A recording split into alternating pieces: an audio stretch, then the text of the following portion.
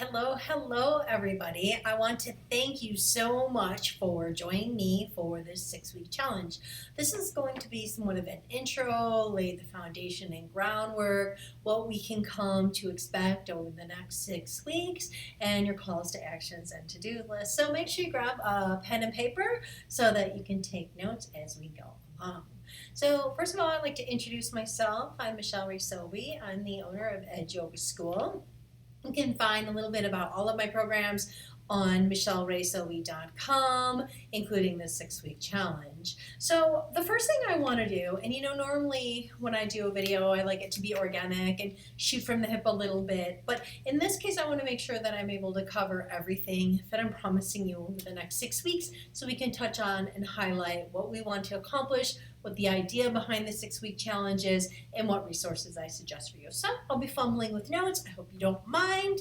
So with that, I want to say, one, thank you for taking the time and investment and energy into your health and wellness program. I am not a dietitian, I'm not a doctor, but I do consider myself somewhat of a guide and definitely a coach. And what I'd like to see is some of the tools and resources I've had at my disposal to be available for you. So with the welcome, I'd like to include some just basic highlights on what is the 6-week challenge, what is it about, what can I come to expect. And some things that we have put together is a workbook. And the workbook is based on Ayurvedic teachings. And the idea behind Ayurveda is to eat and move along the lines of your dosha or your constitution. And so that means what this person might need for wellness quite likely varies from what that person needs from wellness, and so on. And celebrating those differences and being fine with that. So some people want vinyasa flow, other people need restorative yoga, some people want Pilates or bar, depending on what it is you and your constitution needs. I think the big piece of that is diving deeper and understanding your own personal constitution, at least from an Ayurvedic lens. And this course here will be a broad strokes overview. We won't really get into the nitty-gritty granular pieces of Ayurveda. We do have plenty of resources available if you want to dive deeper outside of this experience. But we are kind of using it as our true north guide, if you will, so that each one of us can find, all right, I'm this dosha, this constitution, what do I need for my wellness plan? And that's essentially the foundation of what we're doing here. So the first thing you can expect is a dosha quiz, which explains what doshas are, because if you've never heard of doshas, you don't know what I'm talking about. Chances are you'll take the quiz, you're like, oh, I've taken quizzes along these lines, they might have just been called something different. And that's okay. We're going to go ahead and celebrate the differences and the similarities of different teachings and principles. And we're going to be looking to find the mindfulness piece. So there's 3 main doshas, essentially. There's Pitta, which is more fiery, more go-getter, doers of the world, if you will. There's Vata, and these are your more fun, lively, artistic souls that we love that sometimes can benefit from a little bit of grounding, maybe more of a Hatha or a Yin-based program is best for them. And then our Kapha friends, and these are the pillars in our community that always show up when they say they're going to, and they're absolutely the mainstays of our community. However, sometimes it can be hard for these folks to find movement. So these folks might benefit from a vinyasa flow, finding some movement in their routine outside of what their normal day-to-day activities are. So from the movement piece of this, we want to marry the mindfulness of what dosha am I and how can I best benefit from which program, so on. So that's a big piece of it. We do provide yoga sequences so that you can do this at home. So if you're not able to come over to the studio and you're doing this at home, no problem. Depending on your own fitness level and comfort and energetic cycle where you are, by all means, take the practice to be your own. They're simply meant to be a guide. As always, we want to remind you to check with your doctor before you begin any kind of program, exercising or changing your eating habits or anything along those lines. Make sure that you've got the all clear from them. So make sure you're taking responsibility for your own health in that way. I can't do that for you on the other side of the screen, which makes it a little trickier than when I do my one-on-one sessions with folks, which we do offer those health coaching services, but I felt that I could reach so many more people on this platform and be able to help them at a more affordable price point and less time constraints. So hopefully this works for you.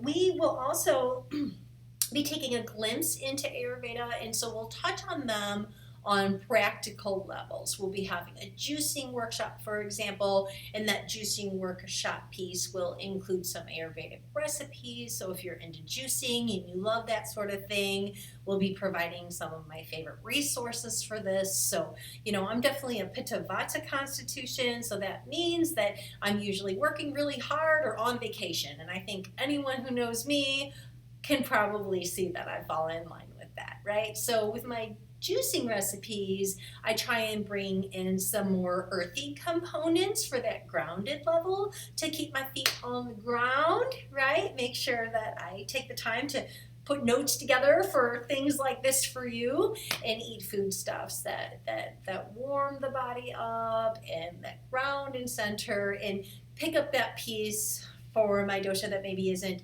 naturally there without having to work for it a little bit more.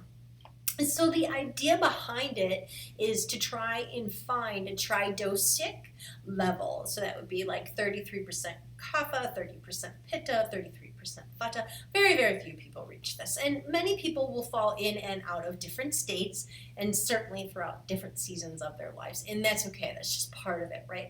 But the idea is to embrace where you are and be mindful of knowing where you are so that you know where you're working from, right? It helps provide direction and guidance. So that's one thing we do.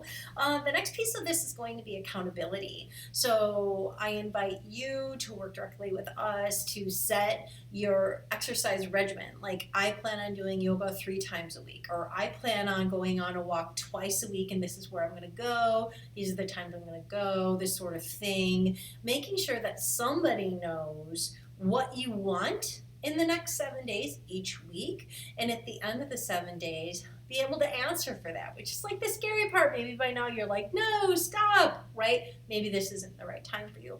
Either that, or maybe it is the right time for you, and you're ready to do the work, and you're ready to yield those results over like 6 weeks. So that's a piece of it. You definitely do not have to come to the studio and do yoga here. That's not what this is about. You can if you want. We do have packages and things like that available for those who seek that. But really what we're just trying to do is help our community find healthier habits of movement and just have that be part of their habit, so that after 6 weeks, it would be difficult to give that up because it's part of what you normally do. For those of you that don't know, it takes about 21 days to develop a habit. So we want to take enough time to get used to doing something and then continue on past that so it becomes the new normal. And that's the foundation of what this program is. There's definitely no quick results. We're not going to give anything up in our diet. We're not going to exercise like banshees and then change that when the 6 weeks are over.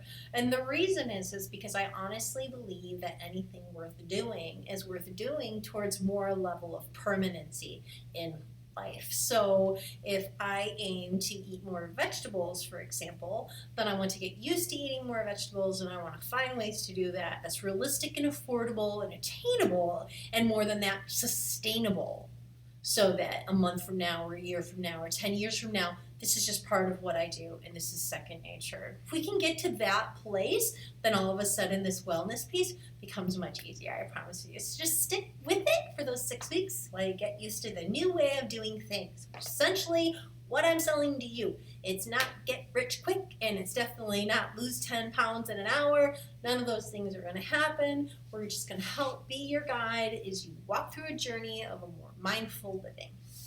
So that's what that's about. There's resources, so many resources. So I always try and share what resources come my way. And so right now I'm in the middle of everything is figure outable. Recommend, absolutely recommend. I'm always reading something or doing something. I'm always a student before I am even a teacher, and definitely before I'm a school or a guy or anything like that. I need to remain grounded in being a student and learning new ways of doing things. And I really like the Everything is Figure Outable. Check that out for sure. And she has so many resources that go into the nitty gritty on different techniques and tips on how to do some of these things that we've talked about. And she certainly provides a plethora of resources for you, which really helps. One thing that we get into is why not? Why not now? I don't know. I want to do that 6-week challenge. I'm thinking about it. I don't know if I want to do it. I'm not sure. This isn't the right time. I have too much going on. Funds are tight, whatever it might be. So what makes it hard, essentially? Like, what do I commonly hear?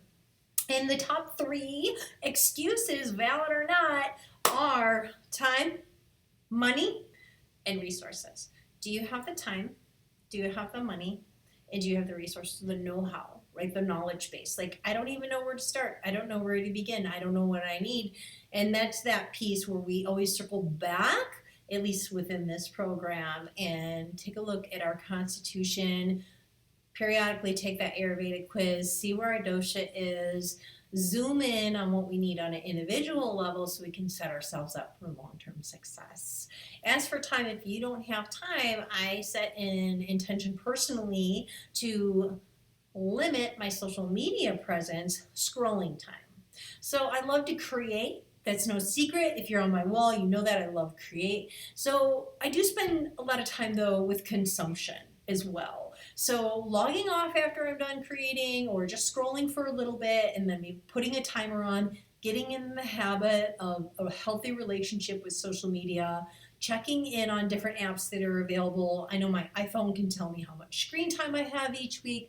Point is, I think you'd be really surprised how much free time you do to do this, to scroll, that doesn't really help you move towards your hopes and dreams, right? And so less scrolling if you're looking for some time. For some money, there is a financial investment involved in this 6-week challenge. I do so many other programs that are complementary, and then we just dip our toe in, or introductory in nature. So if the money isn't there for you, by all means, check out my website at Yoga School, check out my blog. There's always stuff there for you. There's so many free resources available for you. If you go to michelleraysilvey.com, there's a number of free resources available online for you. And that's what I aim to do, is make sure that anybody who seeks some guidance can get it regardless of where they are in that price point piece. But because this is a pretty big undertaking, the 6-week challenge, and there's definitely a personal layer there where I'll be available on an email platform and things like this, there is a small financial commitment that I think is hopefully attainable for you. And so that might mean giving one thing up that you might normally do. So what would be the one thing that I suggest? If you do Starbucks every day, or I shouldn't say Starbucks, if you do coffee every day and you're shelling out a few dollars every day on that, or if you're shelling out a few dollars each day on just something that overall, if you did your numbers, you could see over the course of the month that this is substantial money. Maybe let that piece be what you don't do. And then perhaps do something along these lines instead, whether it be my course here today or somebody else's elsewhere. That's a really great way to do it, right? Like, put the money from this piggy bank into that piggy bank, and that's the best way to create money, is to spend less. And I know that the Everything is Figure Outable, there in chapter 4, she really goes into these ideas: time, money, and resources. Talking about resources, how do I do it? I don't know how to do it. Well, this is what we do in our 6-week challenge. We have different recipes that we provide, different approaches to exercise program and wellness overall, meditation, things like this. So this is what this is about. But you'll find that this is a broad strokes course, and we'll offer some of our favorite links to people that really get in there. So if you want to dive deeper, you most certainly can do that as well. We'll also have some guest teachers come that normally would be very, very expensive to have access to their services, and that you can learn from them as well. Because honestly, I believe that you can do anything you put your mind to if you're willing to put the energy in, and that could be, whether it be energy via time, energy via financial resources, energy via attention and presence, just staying with it, right? So these things.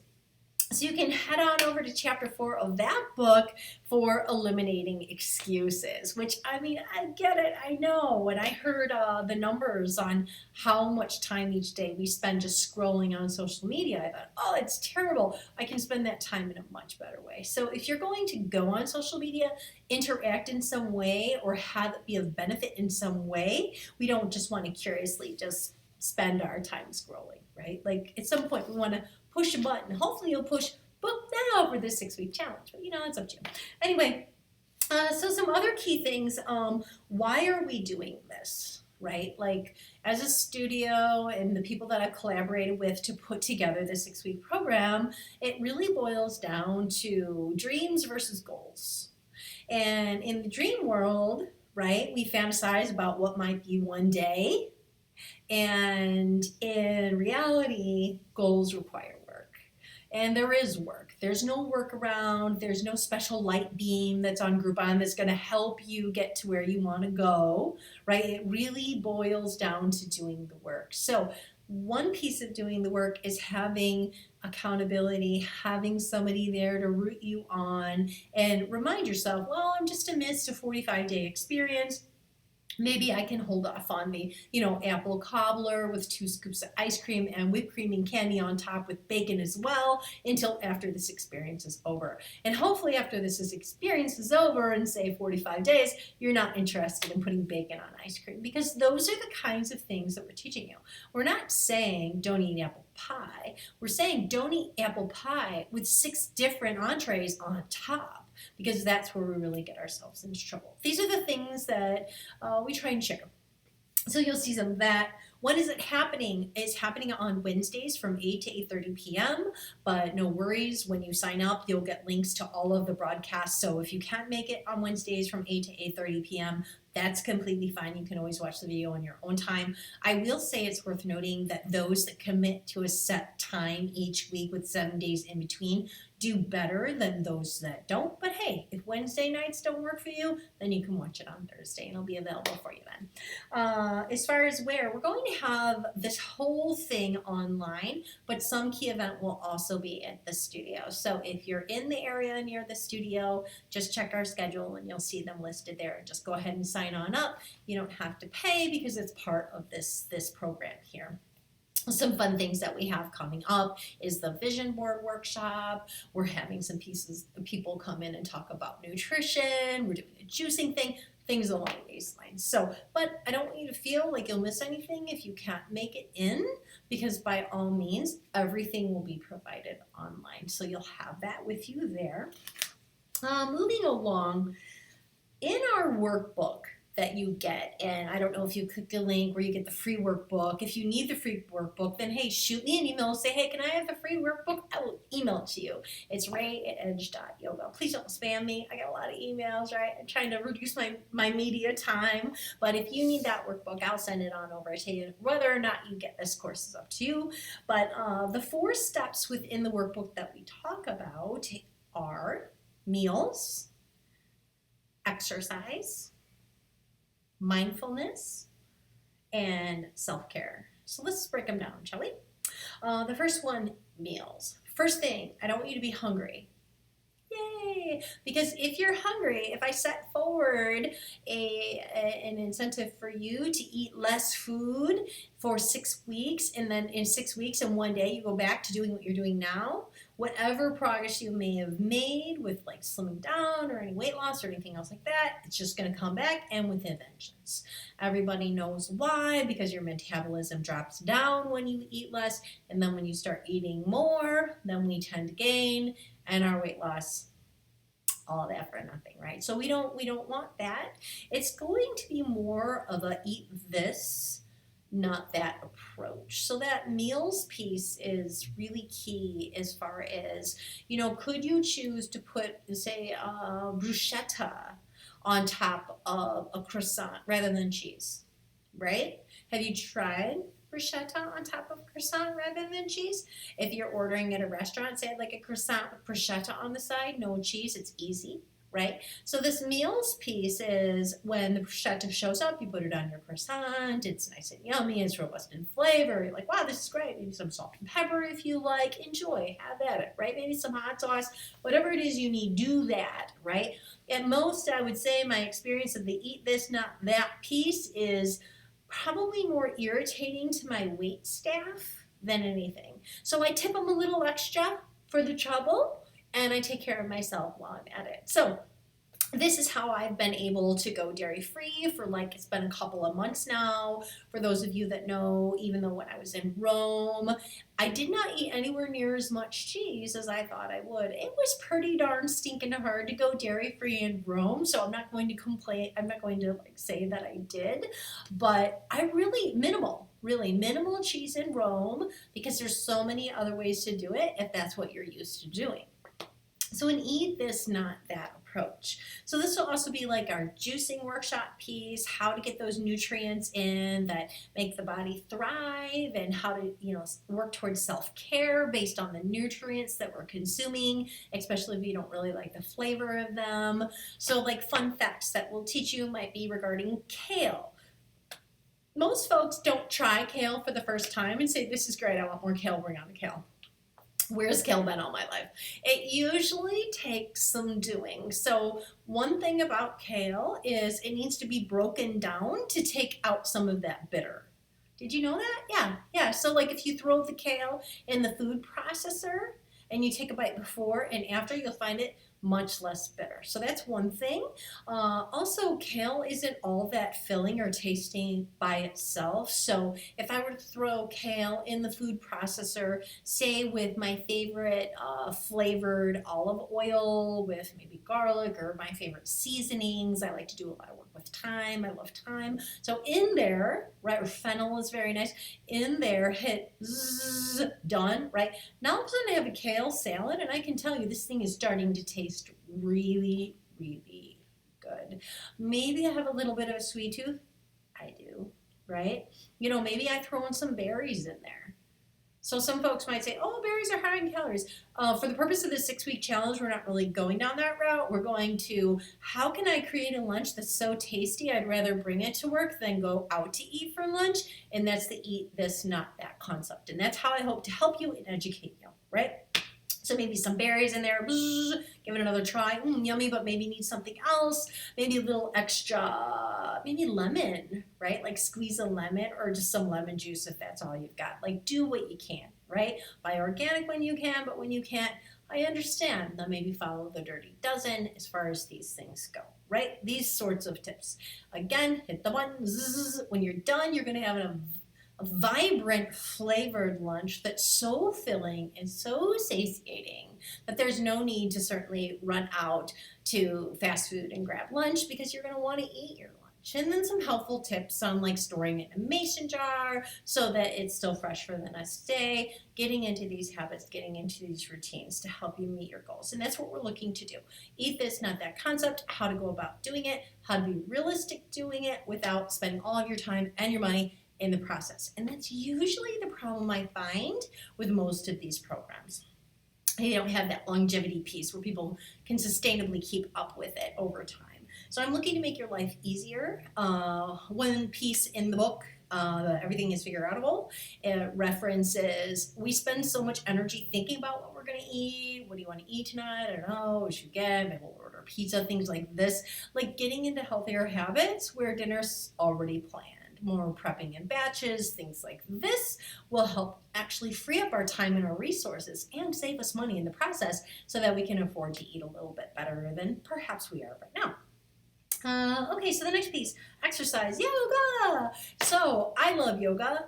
And I will tell you, if you get some sort of heart rate monitor, whether it be your Fitbit or Apple Watch, or whatever it is you've got, and you come to yoga, you'll see you burn some calories in yoga. You really can burn some calories in yoga.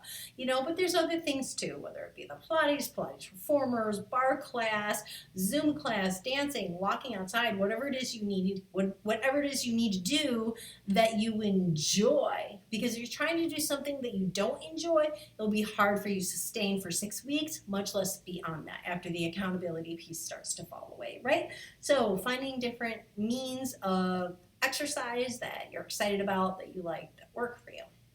I myself, I really like the manual treadmill because I often have work to do, right? And I can just get on the manual treadmill and I can mindlessly do my work on my phone while I'm on my treadmill, and that works for me. It's easy for me to part with that time required for that manual treadmill, and that really works for me. However, I don't get that mindfulness piece, that dopamine rush that comes in from exercise, and that community piece of, do you know your neighbors? Every now and then, okay, so confession. Every now and then, if I have to go out for fast food, like if I didn't plan prayer, there's no mason jar, there's no cashews in my car, I'll go to Taco Bell. And when I go to Taco Bell, I get the bean burrito minus cheese plus tomatoes, extra tomatoes. And they say, this doesn't come with tomatoes. I'm like, I know. Please, tomatoes, actually make it double. And I'm happy to pay the 30 cents required for the tomatoes on the bean burrito. And then commonly, I'll just park my car and I'll eat this bean burrito, right? Well, here's the thing. I've been looking around and I see a big sign right in front of Taco Bell, and it says, no entry, do not enter, something like that. And because that's where the drive-thru happens to be. And I looked to my left and looked to my right, and I see like cars lined up. Everybody's sitting in the car eating by themselves. And I'm finding that between our online community, even in this moment from here to you right now, that personal human contact is falling away more and more, right? As more and more becomes available online. We're even eating by ourselves in a drive-thru or so on. There's delivery services for absolutely everything we need. We don't even need to go to the stores anymore. But a big piece of that is we're not moving as much. And we're not interacting with other humans as much. So I have to say that group exercise experience where you get to know your neighbors and you pick up on the community, and it doesn't have to be here. You can head on over to Meetup. I know there's walking clubs, running clubs, biking clubs, all kinds of different clubs, meditation clubs, and many of them are free. They're free. There are people like me that want to share with my community, and just come on, folks, let's just sit in silence for a half an hour, right? Once a week, see if we can pull that off. So check those resources out. A mindfulness piece of this, breaking this down a little bit. For this 6-week series, I've chosen to have this be via the vision board exercise. So you don't have to come in to do it, although you can if you like. You can get all of your supplies and get them all together and plan on meeting me that specific Wednesday with your poster boards and markers and glue stick and scissors, or if you want to make a digital vision board, some people like to do that. Some people have assembled a vision board into like physical items that they can leave on their desk. That's really neat. There's no constraints as to how to go about doing a vision board. You can certainly hit up Pinterest and find a number of different ways to do it. I myself really love to tap into that inner child and play a little. I feel like we're all taking the whole thing way too seriously. And so I do. I pull up the magazines, the poster board, and the glue stick, and the scissors, and the stickers, and I create a board. And I will tell you, my most recent board, it was really, really neat. I had done just over a month ago, and it was at the onset of a 6-week challenge, which is one of the reasons why it made it into my 6-week challenge here. It was somebody else's 6-week challenge that I did. And everything on that board I was able to do. And there was only one thing, and I didn't know what it meant. It's a Q&A, and I'm like, what is this? I don't understand I don't know why the day I was making the board, this really jumped out at me. I'm like, oh, I want this Q&A thing, right? And so I end up at the unexpectedly, with a ticket that I didn't purchase that was just gifted to me at the Everything is Figure Outable book launch, and they opened up a Q&A session that I ended up being a part of. So I guess vision board, check. But the point is, we can't check off what our hopes and dreams are and when we meet our goals if we don't know what they are. So that mindful piece is really setting some time aside to think about what we want and come up with a realistic plan to obtain it.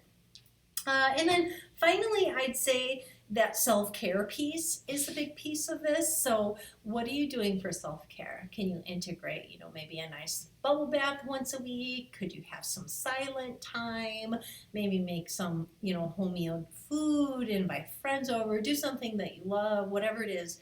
that brings you joy. And we'll be threading in different ideas for self-care throughout. Because when we care for ourselves, we love ourselves. And when we love ourselves, it's so much easier to take care of what activities we partake in, the foodstuffs we choose to eat, and things along these lines. So with this being said, I want to thank you so much for joining our 6-week challenge. And if you have any questions, absolutely just send me an email. I'm available for you. And I hope that we can have an amazing 6 weeks together. And at the end of this 6 weeks, we'll see what happens after that. But you know what? You've got to take care of yourself first before you can have others. All right, Shanti Shanti.